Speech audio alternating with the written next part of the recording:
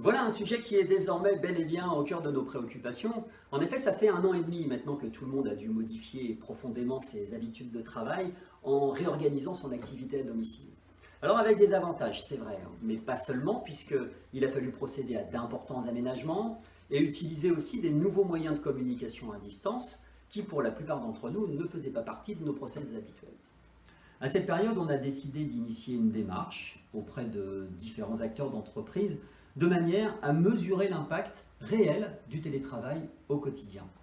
Les résultats de cette enquête nous ont permis de recueillir des tendances dans plusieurs domaines et aussi d'orienter la réflexion sur l'élaboration d'un module de formation consacré à l'optimisation de la mise en œuvre du télétravail. Alors c'est un module très fonctionnel avec deux objectifs principaux. Le premier, comment agencer son environnement matériel et humain, et le second, comment organiser son activité en autonomie. Sur le plan de la méthodologie, il a fallu adapter un dispositif à distance. Donc on a opté pour un dispositif 2.0 qui s'articule en 3 phases. Une première phase d'immersion en classe inversée, une deuxième phase pour le partage des expériences et les apports théoriques par le biais d'une classe virtuelle, donc en interaction collective, et enfin pour le côté pratique, eh bien, des mises en situation individualisées, donc adaptées vraiment au contexte personnel de chacun, selon sa situation familiale, son espace dédié au télétravail, le matériel utilisé, les outils visio et également la planification. Là aussi, en session à distance. Alors en participant à ce genre de module à distance, vous avez certainement vécu comme moi ce genre de situation, toujours un peu déconcertant, ou alors lorsqu'on perçoit de la lassitude, un manque de concentration ou d'implication avec nos interlocuteurs. Alors comment se fait-il que des moyens de communication utilisés pour créer du lien à distance finissent par produire l'effet inverse? L'un des éléments de réponse qu'on peut apporter, c'est qu'on observe un phénomène de banalisation de la communication en distanciel. Ça veut dire quoi? Ça veut dire qu'il y a une routine qui s'est installée à cause de la multiplication des initiatives, les réunions, les débriefings, les entretiens, les formations, les conférences, mais pour certaines, pas toujours nécessaires.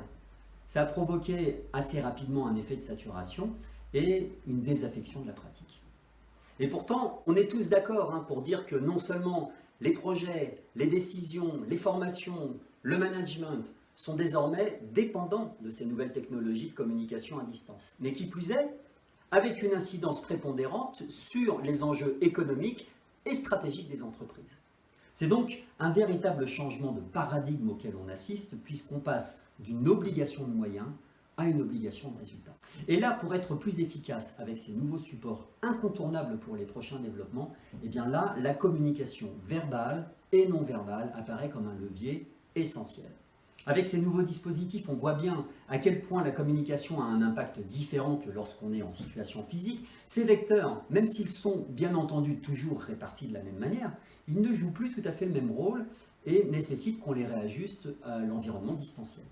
Si vous prenez la posture, la gestuelle, le regard, la voix, le rythme, tous ces éléments, entre autres, ont besoin d'être recanalisés, puisqu'on a affaire d'une part à une nouvelle technologie, et aussi à des nouvelles contraintes qui provoquent parfois des situations assez inédites.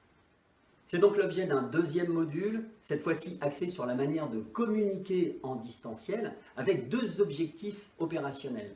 Structurer sa communication, quels outils, quels supports on utilise, quelles règles, et aussi adapter sa communication sur le plan comportemental. Donc vous voyez un environnement du télétravail traité sur deux volets, dissociables et complémentaires. Un premier module dédié à l'aspect fonctionnel du travail à domicile, un deuxième module dédié à l'aspect opérationnel, axé donc sur les techniques de communication. N'hésitez pas à nous contacter pour connaître le détail de ces programmes avec Acteum et Atypique Consulting. On espère avoir très prochainement le plaisir d'en discuter avec vous. À très bientôt!